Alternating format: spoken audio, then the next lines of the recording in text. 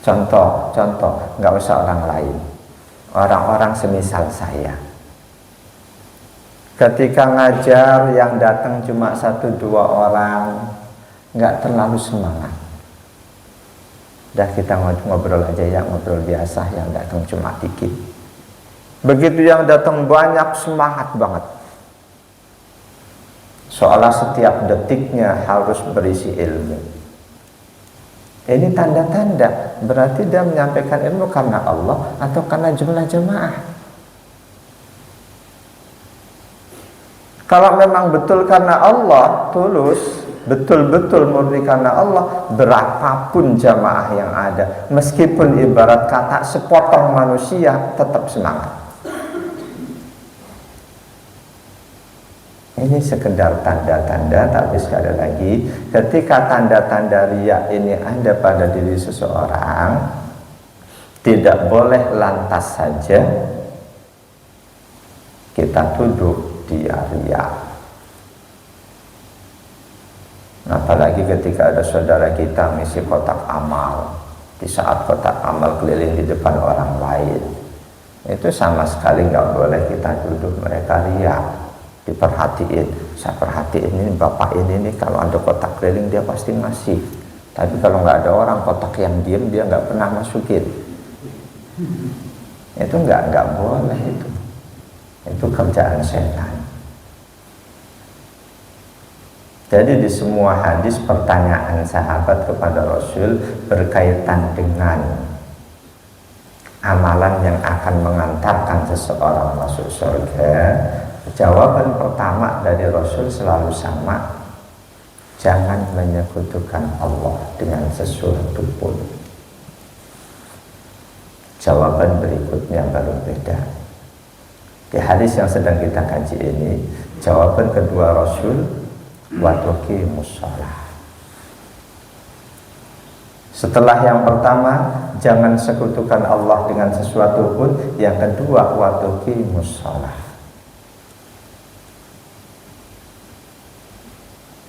Sholat ditempatkan di urutan kedua, dan itu jelas menunjukkan untuk masuk surga modal yang paling utama jangan syirik. Paling utama jangan syirik. Setelah itu selanjutnya baru wa tuqimus shalah. Tegakkan sholat, ay ta'tiya biha jami'atal arkan wasyara'id. Kerjakan sholat-sholatmu dengan meliputi, memenuhi segala rukun dan syarat-syaratnya. Sholat sebagai modal untuk masuk surga, syaratnya itu sholat yang segala rukun dan syaratnya utuh kita kerjakan. Sholat yang sembrono, yang sembarangan, tidak bisa dijadikan bekal untuk kita ke surga.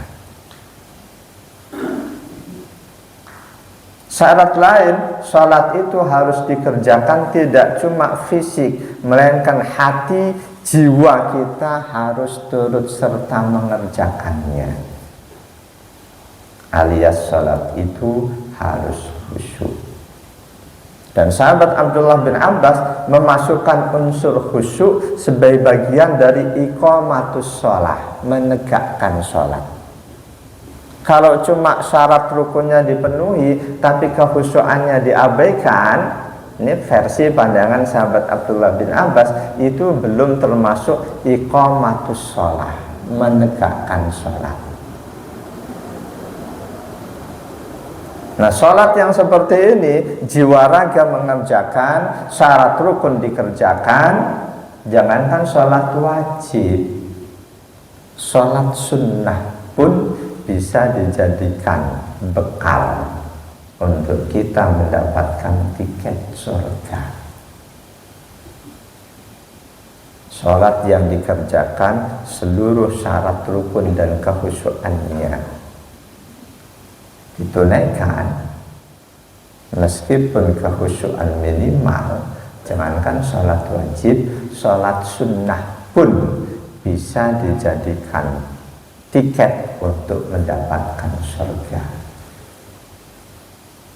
Ada satu hadis sahih yang lain, an Uqbah bin Amir qala, dari sahabat Uqbah bin Amir radhiyallahu an, beliau berkata, bismillah,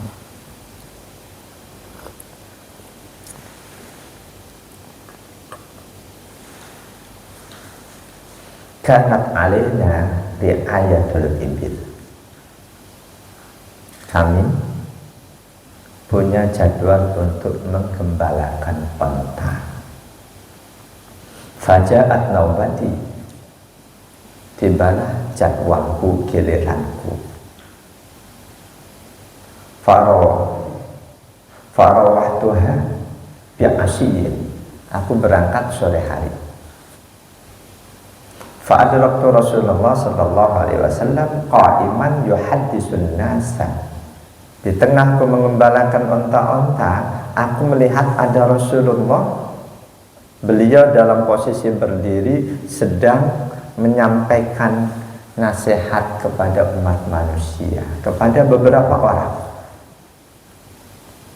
Sahabat Uqbah pun segera mendatangi lokasi keberadaan Rasul. Ini majelis Rasul di alam terbuka. Ketika sahabat Uqbah sampai di lokasi, fa'adraktu min qawlihi, di antara sabda Rasul, nasihat Rasul yang aku dapati saat itu, ma min muslimin yatawaddau fayusinu wudu'ahu summa yaqumu fayusalli rak'ataini muqbilun alaihi ma biqalbihi wa wajhihi illa wajabat lahul jannah. Siapapun seorang muslim, dia berwudu, dia baguskan wudunya, lalu dia berdiri, dia kerjakan sholat 2 rakaat, sholat sunnah, dan 2 rakaat itu dia kerjakan dengan sepenuh jiwa raga, hatinya, pikirannya ikut mengerjakan sholat, illa wajabat lahul jannah, wajib untuknya surga. Sholat sunnah yang dikerjakan sepenuh jiwa raga. Apalagi ketika yang dikerjakan seperti ini, dengan kualifikasi ini sholat wajib, sudah tentu ini sholat sunnah saja Rasul nyatakan wajabat lahul jannah. Bahasa lain, dengan sholat sunnah yang seperti itu, dia dapatkan tiket surga. Ketika mendengar sabda Rasul ini, sahabat Uqbah langsung komentar, ma ajwadu hadihi, betapa indahnya ini ajaran ini.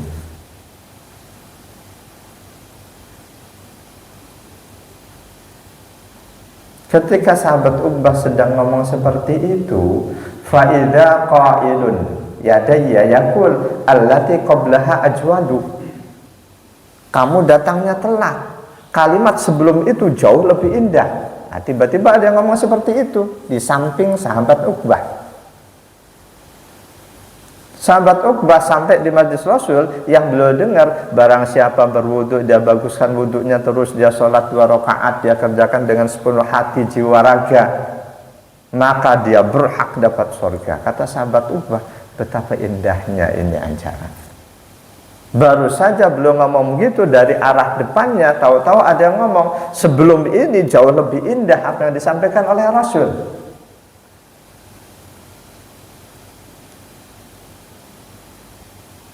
Fanadortu, sahabat Uqbah langsung lihat siapa yang ngomong. Faida Umar bin Khattab, ternyata Umar bin Khattab yang ngomong di depan beliau ini. Sebelum ini jauh lebih indah apa yang disampaikan oleh Rasul.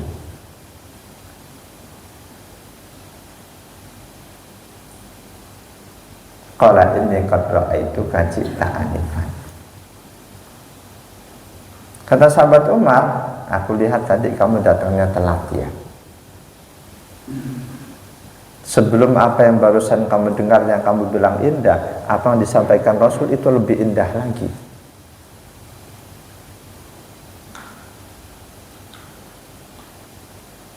Qala, Umar jelasin apa yang disampaikan Rasul yang sahabat Uqbah belum sampai ke lokasi itu. ma minkum min ahadin yatawaddau fayusbighul wudu summa yaqulu asyhadu an la ilaha illallah wa anna muhammadar rasulullah illa futihat lahu abwabul jannah as-samaniyah yadkhulu min ayyiha sya'a. Barang siapa berwudu, dia sempurnakan wudunya, lalu dia membaca doa asyhadu an la ilaha illallah wa anna muhammadan abdullah wa rasuluhu, illa melainkan futihat lahu abwabul jannatis samaniyah, pintu surga yang jumlahnya 8 semuanya dibuka untuk dia, yadkhulu min ayyiha sya'a, dia bebas masuk dari pintu yang manapun. Ini nggak sampai sholat, cuma wudhunya cakep, terus baca ini asyhadu an la ilaha illallah dan selanjutnya. 8 pintu surga dibuka, dia bebas masuk ke pintu surga yang manapun. Kalau yang didengar oleh sahabat Uqbah, soal wudhunya cakep terus sholat, ini nggak sampai sholat. Wudhunya bagus terus baca doa asyhadu an la ilaha illallah dan selanjutnya. 8 pintu surga dibuka, dia bebas pilih masuk lewat pintu yang mana saja. Andaikan kita bisa, kita baru saja wudhu kita secakep-cakepnya, kita baca ini langsung kita mati, ini kita dapatkan.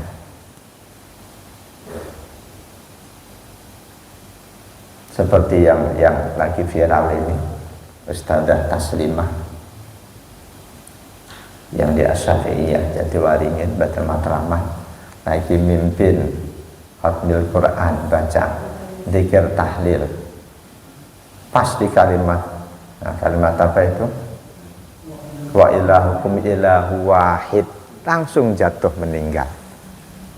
Itu yang seperti itu langsung itu sesuai hadis Nabi, man qala akhiru kalamihi la ilaha illallah dakhalal jannah. Ini hadis-hadis yang seperti ini ketika di akhir, paling akhir kehidupan kita melakukan ini, betul. Kita wudhu, cakep wudhu kita baca asyhadu an la ilaha illallah dan selanjutnya mati, surga, pintu surga 8 dibuka buat kita nanti ini. Atau kita yang didengar sahabat Uqbah tadi, selesai wudhu yang cakep kita sholat sunnah 2 rakaat khusyuk, mati, surga. Ketika habis melakukan ini nggak langsung mati, ada dosa-dosa kita perbuat, nah ini baru lain urusannya.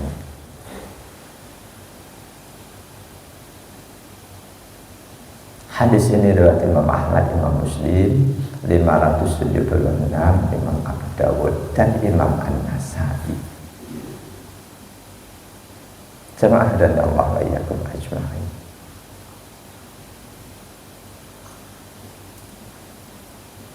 Jadi syarat masuk surga pertama tidak menyekutukan Allah.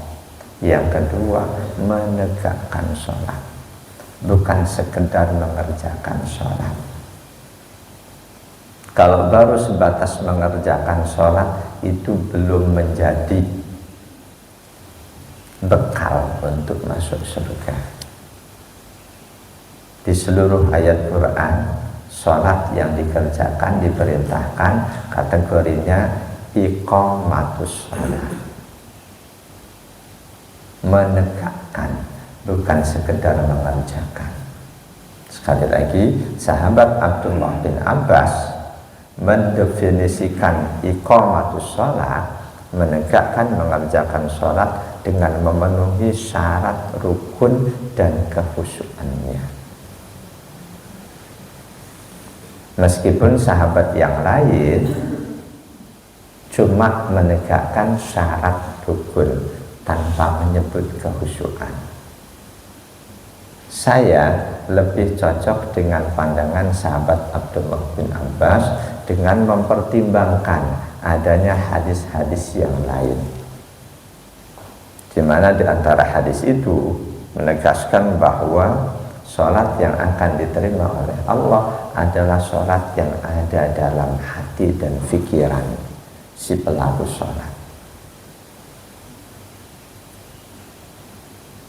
Ketika kita tidak menyekutukan Allah, amal soleh yang kita kerjakan betul-betul soleh, soleh pelaksanaannya, soleh pula niat atau motivasinya. Itu enggak sekedar masuk surga, melainkan kita akan dimasukkan oleh Allah.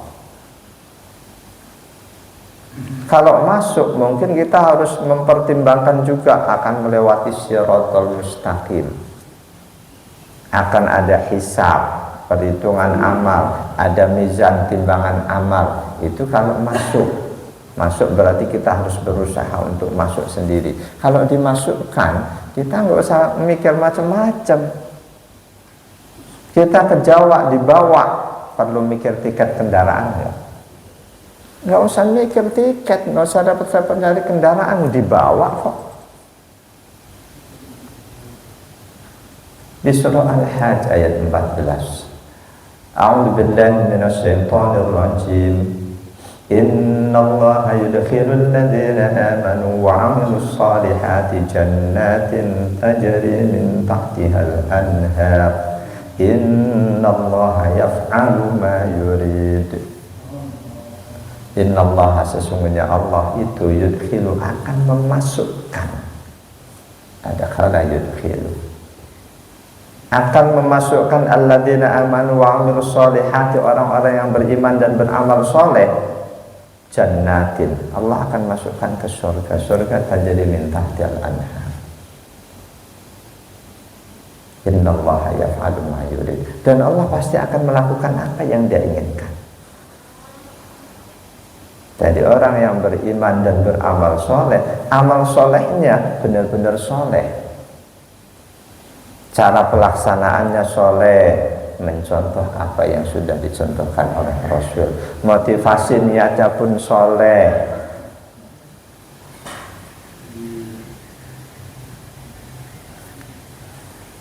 Jemaah dari Allah wa iyyakum ajma'in. Tapi kalau kita ingat hadis yang lain, hadis sahih, mungkin kita harus berpikir, karena ada di satu hadis sahih, hadis ini diterima oleh banyak sahabat. Ada sahabat Abu Hurairah, sahabat Jabir bin Abdullah, ada Siti Aisyah radhiyallahu anha, ada sahabat Syarik bin Tariq, ada sahabat yang lain. Di hadis itu justru Rasul menafikan masuk surga karena amal soleh. Saya ambilkan hadis yang diterima oleh Siti Aisyah. An Aisyah radhiyallahu anha qalat, qala Nabi sallallahu alaihi wasallam, saddidu wa qaribu wa abshiru fa innahu la yudkhilu ahadanil jannata amalu. Qalu wala anta ya Rasulullah? Qala wala ana illa ayyataghammadani Allahu bimaghfirati wa rahmatin. Ini hadis riwayat Imam Ahmad, Imam Bukhari 6467, Imam Muslim 7300. Dari Siti Aisyah radhiyallahu anha, radhiyallahu anhuma, beliau berkata, bersabda Nabi sallallahu alaihi wasallam, saddidu, kalian semua berusahalah untuk selalu benar. Wa qaribu, selalulah kalian mendekati kebenaran dalam mengerjakan amal soleh. Wa absiru, dan bergembiralah.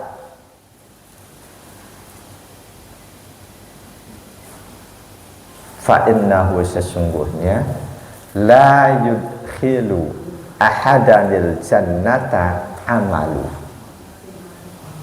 Tidak ada seorang pun yang akan masuk surga karena amalnya. Tidak ada seorang pun yang akan masuk surga karena amalnya. Kenapa kok di awal ayat ini, di awal hadis ini Rasul perintahkan wa absyiru, gembiralah? Karena kalau masuk surga berdasarkan amal, surga tertinggi kita tidak akan bisa dapat. Surga tertinggi untuk mereka yang kualitas amal solehnya paling tinggi, para nabi dan rasul, auliyaillah. Kita nggak dapat. Mungkin di situ makna bergembiralah, tidak seorang pun masuk surga karena amalnya. Di sisi yang lain, selama ini yakin para sahabat ngandelin amal untuk masuk surga. Ketika tiba-tiba Rasul sampaikan hadis ini, mereka tercekat, terkesiap. Tidak seorang pun masuk surga karena amalnya. Karena itu mereka lantas bertanya, wala anta ya Rasulullah, termasuk engkau wahai Rasul, masuk surga bukan karena amalmu?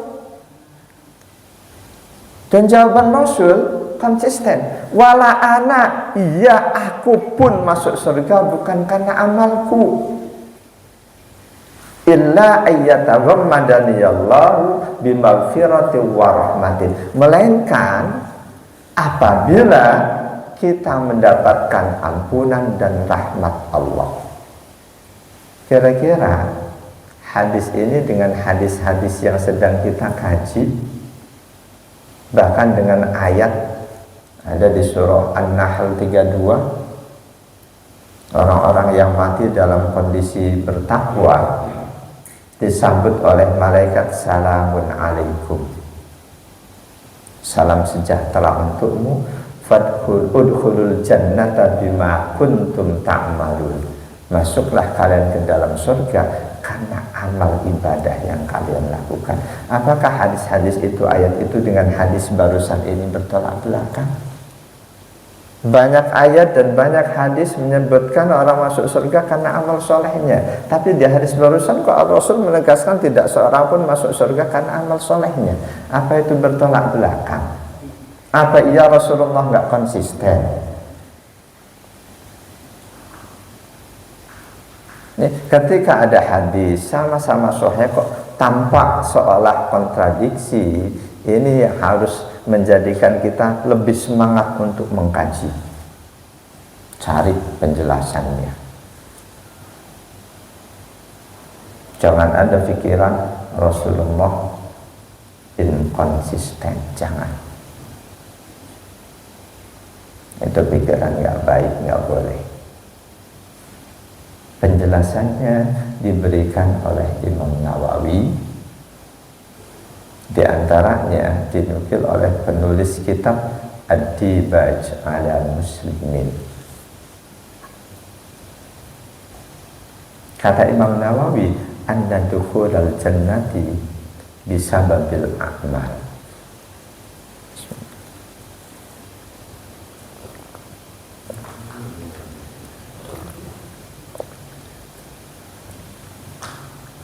Summa taufiqu laha wal hidayatu wal ikhlasu fiha bi rahmatillahi ta'ala.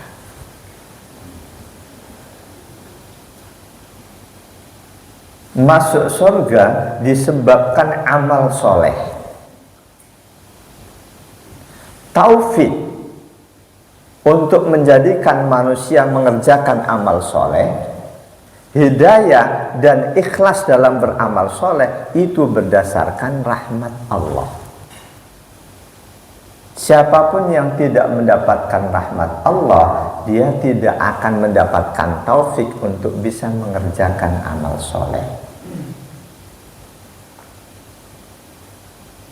Jadi amal soleh, ikhlas dalam beramal soleh, itu karena kita mendapatkan rahmat Allah. Karena manusia mendapatkan rahmat Allah, manusia mengerjakan amal soleh. Manusia ikhlas dalam amal solehnya itu, dengan amal soleh itu dia masuk surga. Artinya rahmat Allah itulah yang menjadikan seseorang masuk surga. Jadi tidak bertentangan.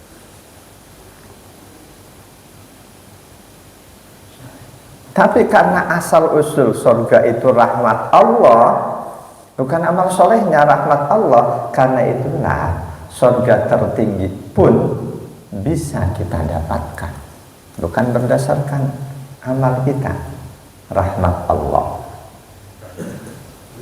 Kita bisa mencintai Rasulullah, itu bagian dari rahmat Allah.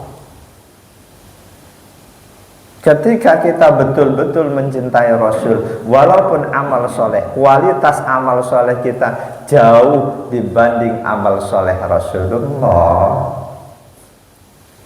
dengan kita punya modal cinta kepada Rasul, nah ini yang menjadikan sahabat Anas bin Malik sangat gembira. Gembira kedua kalinya.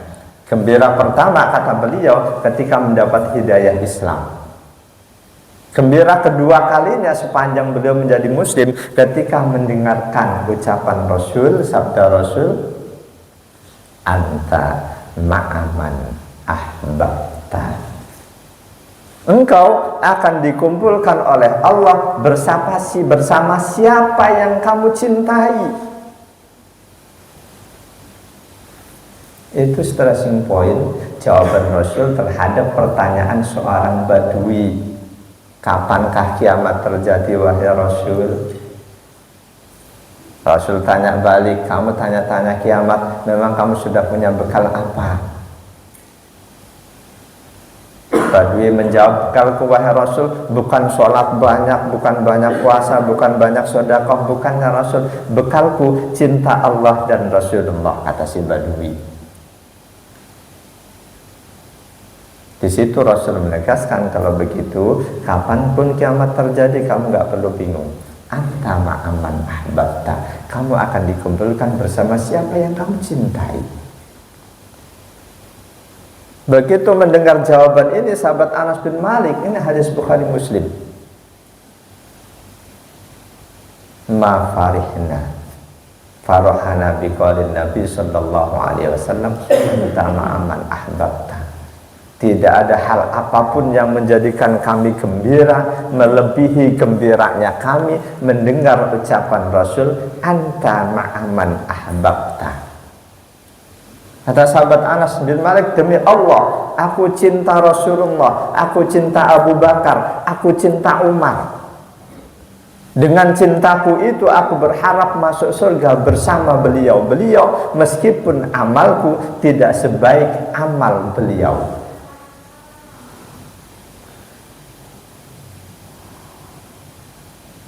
Jemaah dari Allah wa iyyakum ajma'in.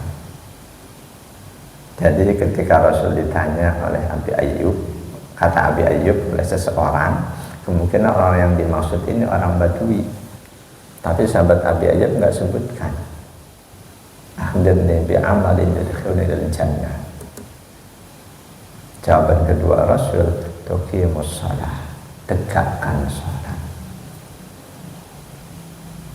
Salat yang masuk kategori iqamatus shalah. Nah itu jangan pernah menyepelekan ibadah sholat walaupun sholat sunnah. Kerjakan setiap sholat sunnah kita, apalagi sholat wajib, dengan klasifikasi sholat sebagaimana tadi di hadis dari sahabat Uqbah bin Amir yang disampaikan Rasul di alam terbuka. Sholat dengan sepenuh jiwa raga. Andaikan setiap sholat kita, termasuk sholat sunnah, kita kerjakan seperti itu, dan lalu takdir Allah begitu salam kita mati, surga jadi tempat kita.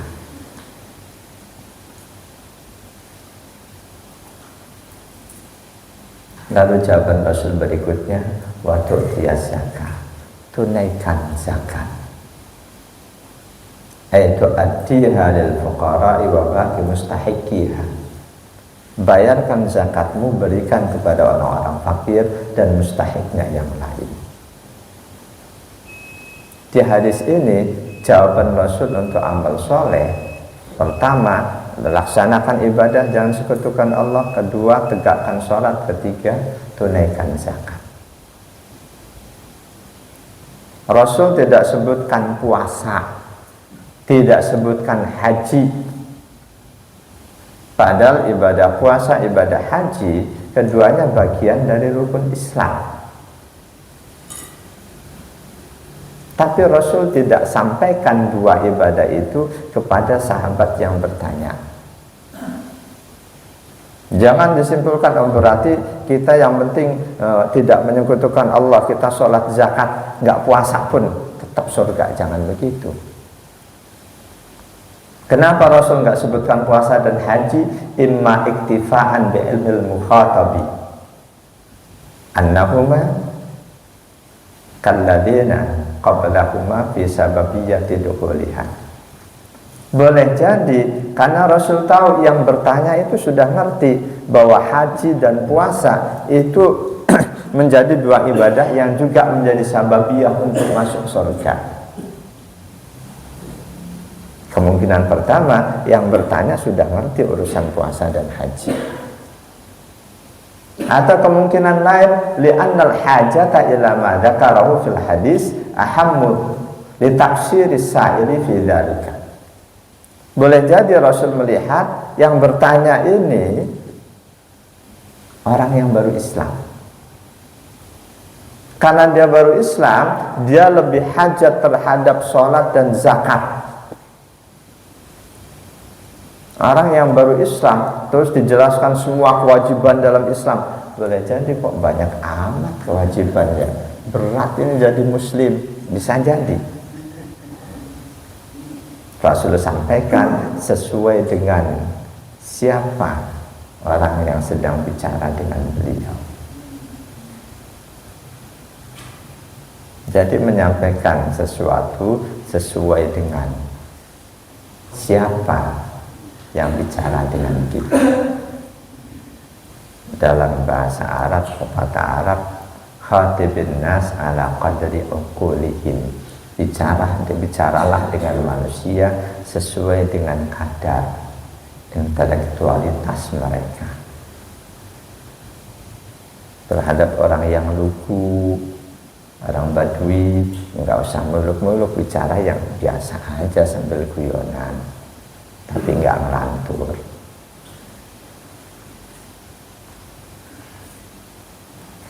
Setelah Rasul perintahkan sholat, puasa, jawaban beliau berikutnya, watasilul arham, kamu jalin silaturahim.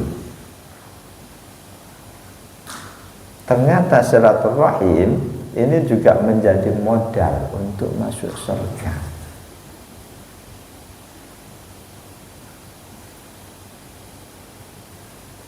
Apa makna silaturahim? Musyarakatu dzawil qarabah fil khairat.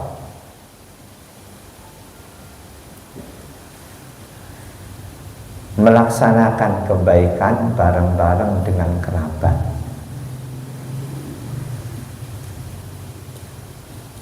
Berserikat dengan kerabat dalam kebaikan.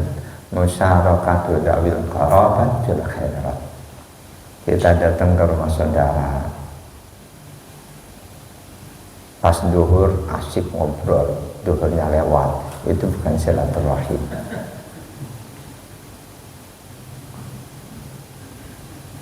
Kita kan lama nggak ketemu, udah gampang duhur, itu bukan silaturahim. Itu ngobrol lepas kangen begitu duhur, nah waktu nih ya bareng-bareng, nah itu baru silaturahim. Musyarakatu dawil qarabah fil khair. Kenapa sesudah sholat puasa, sholat bayar zakat, kok silaturahim ditekankan oleh Rasul? Wa inna ma khassa hada min baini sa'iri wajibatid din nudira ila halis sa'il. Rasul sampaikan ini, boleh jadi Rasul tahu, dapat informasi si penanya ini ka'annahu kana qatta'an lin rahim. Dia orang yang suka memutuskan silaturahim. Disampaikanlah nasihat khusus untuk dia dan orang yang serupa dia. Andai kan yang bertanya itu dia sudah selalu silaturahim, bagus silaturahimnya, mungkin Rasul nggak sebut lagi. Jadi berbicara kepada seseorang sesuai dengan kondisi orang itu. Ketika yang minta nasihat ke kita, kita tahu nih orang yang pelit banget, sampaikan nasihat pokok dan tambahan nasihat khusus berkaitan dengan sifat pelit. Ketika yang datang ke kita ini orang yang sudah rajin mengerjakan amal-amalan sunnah, tapi kok omongannya masih sering kasar, sampaikan nasihat umum dan nasihat khusus berkaitan dengan omongan kasar.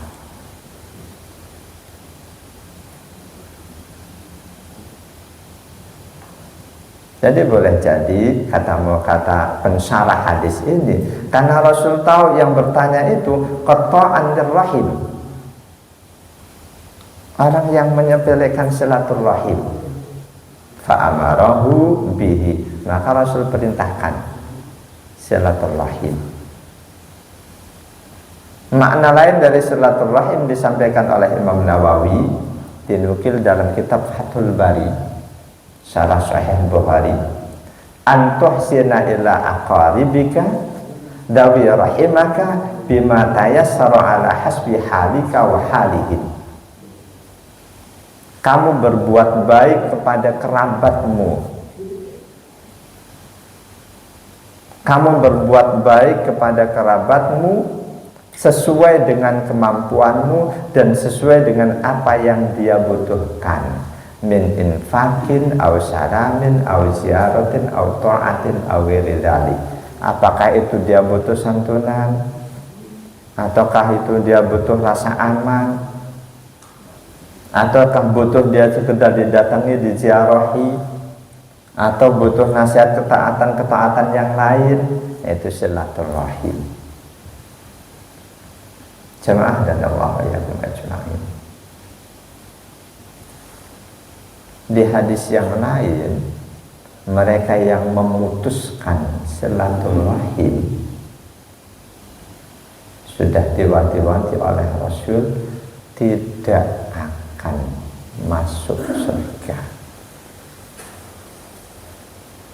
Andaikan kita kebetulan karena emosi mutusin silaturahim, di saat sedang putus kita mati, naudzubillah. Hadisnya an Muhammad bin Jubair bin Mut'im an abihi, dari Muhammad bin Jubair bin Mut'im dari ayahnya, berarti dari Jubair bin Mut'im, ini sahabat Nabi radhiyallahu anhu, annahu sami'an Nabiy sallallahu alaihi wasallam yaqul, bahwa sahabat Jubair bin Mut'im mendengar Rasulullah bersabda, la yadkhulul jannata qati'un, tidak akan masuk surga orang yang memutuskan silaturahim. Ini hadis riwayat Imam Ahmad, Imam Bukhari 5984, Imam Muslim 6684, Abu Daud, At-Tirmidzi. Jadi memutuskan silaturahim ancamannya nggak sepele. Walaupun kita nggak menyekutukan Allah, kita selalu iqamatus shalah, kita selalu menunaikan zakat, kok kita mati pas pada saat itu kita sedang memutuskan silaturahim, nah ini tiket surga kita boleh jadi depending, bisa jadi angus. Kalau cuma depending sih lumayan, kalau angus, naudzubillah min dzalik. Semoga Allah berikan kita taufik untuk bisa merealisasikan, mengaplikasikan semua yang barusan kita sama-sama kaji dalam kehidupan kita sehari-hari. Wallahu a'lam bishawab. Sebelum ditutup mungkin ada satu dua pertanyaan, silahkan.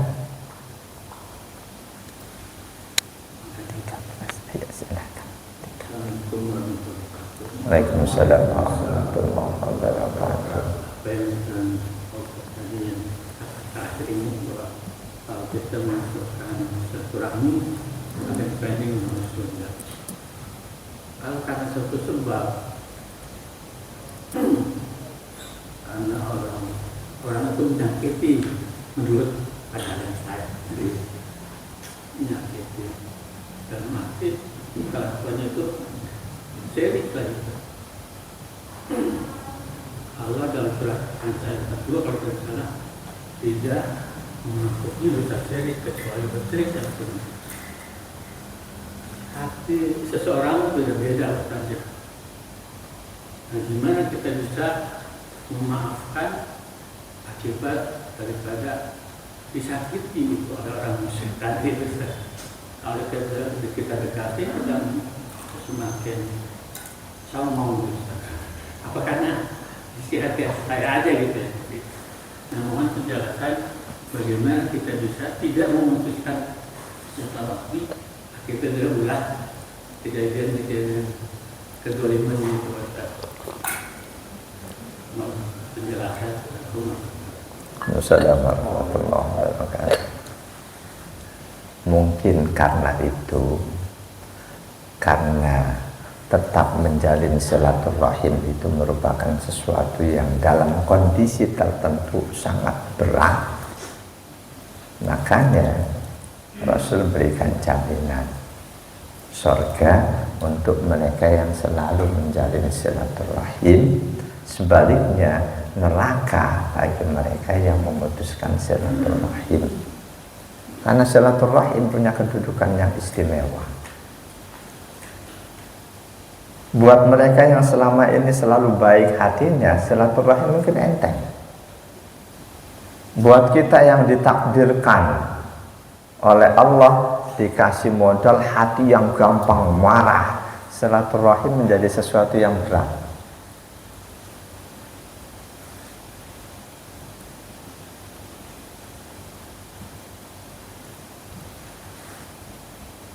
Di antara hal yang Allah perintahkan untuk merubah permusuhan menjadi pertemanan yang sangat akrab dengan selalu membalas kejahatan dengan kebaikan. Ini dari awal harus kita latih diri kita. Dari awal, dari kejahatan yang sepele, kita latih untuk kita membalasnya dengan kebaikan. Termasuk anak-anak kita yang masih kecil, ketika dikasakiti teman, kita ajari untuk membalas dengan kebaikan. Disakiti dengan level kesakitan yang sepele, kita bisa membalas dengan kebaikan, insya Allah nanti akan makin meningkat. Disakiti sangat menyakitkan pun kita akan bisa membalas dengan kebaikan. Tapi kalau dari sekedar mungkin tetangga khilaf atau apa buang sampah, pas dilempar kena angin masuk ke halaman kita, kok marahnya nggak ketulungan, cuma segitu doang udah marah, gimana dengan ketika hati kita yang disakiti?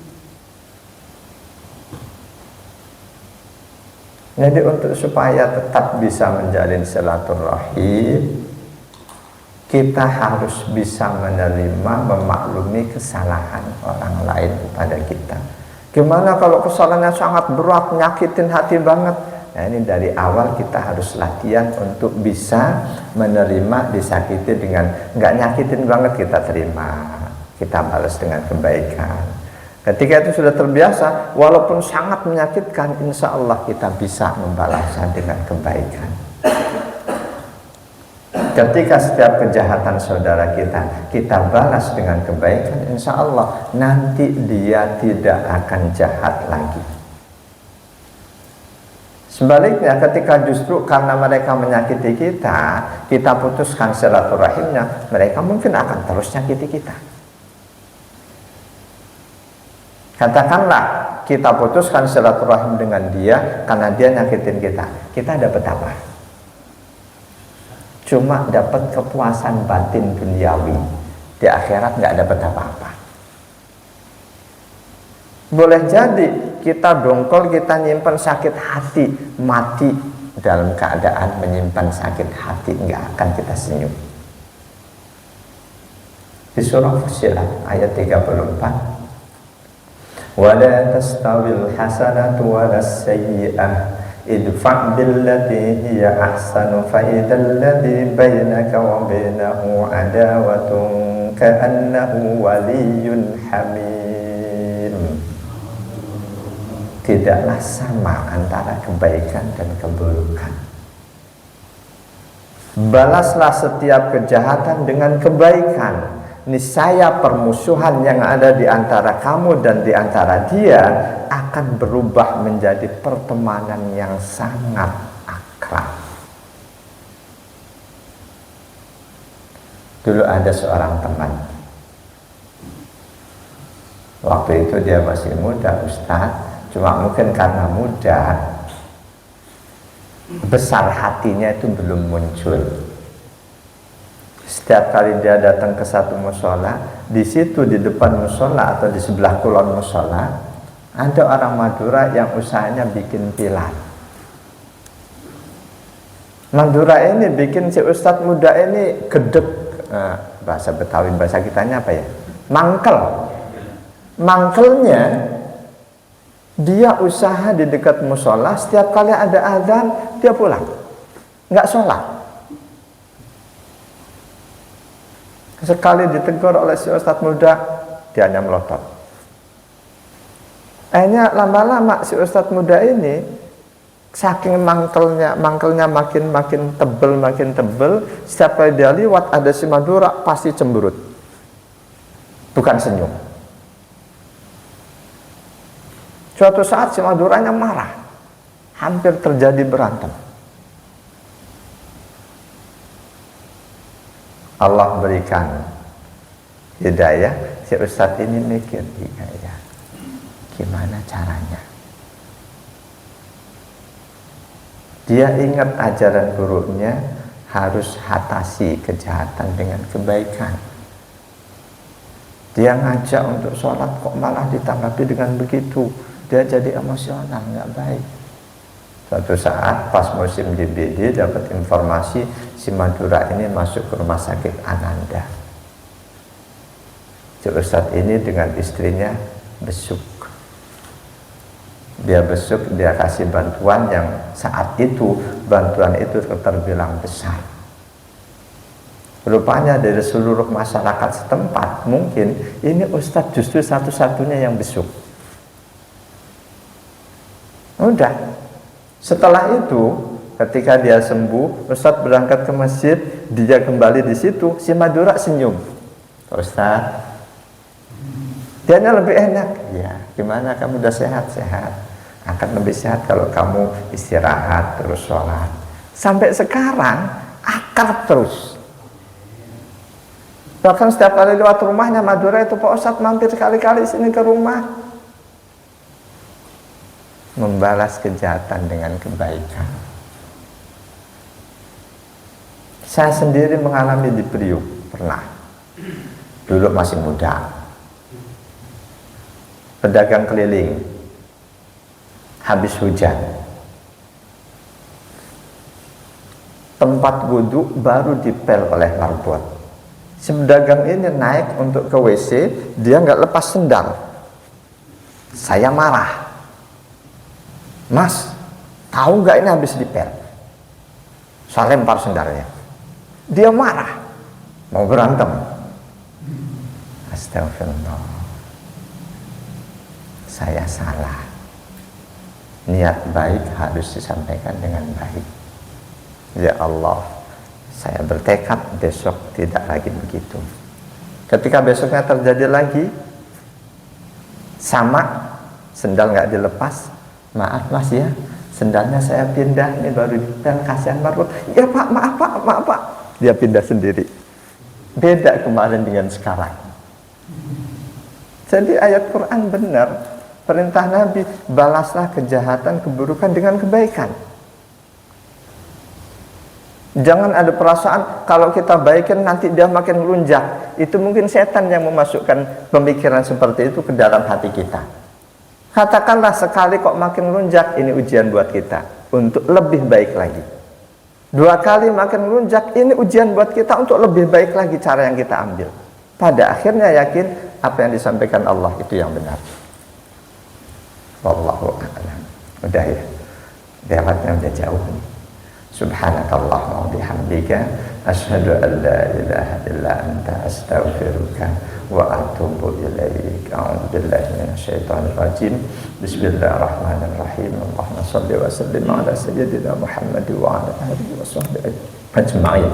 Allahumma alhimna ilman nafqahu bihi awamiraka wa nawahiyaka warzuqna fahman na'rifu bihi kaifa nunajika ya arhamar rahimin.